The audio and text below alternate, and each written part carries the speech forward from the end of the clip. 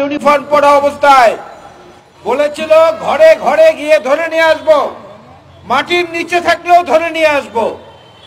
আজকে তো মাটির উপরে বেনজির আছে।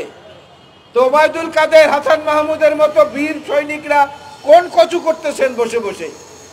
আপনাদের বেনজির মাটির নিচ থেকে আমাদেরকে ধরে আনার হুমকি দেয়, আর আপনারা মাটির উপরে থাকা লোকটাকে ধরতে পারেন না।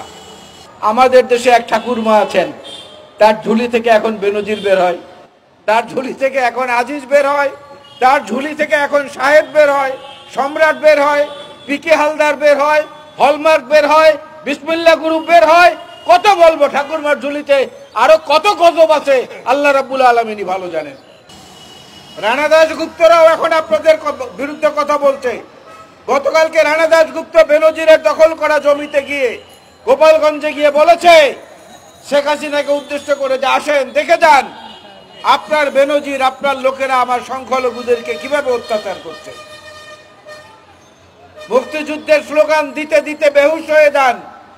আজকে সেই মুক্তিযুদ্ধের চেতনা কি এইটা নাকি? চোরকে লালন পালন করা আর ভালো মানুষদেরকে দমন করা। চোরকে লালন পালন করার জন্য বাজেটে 15%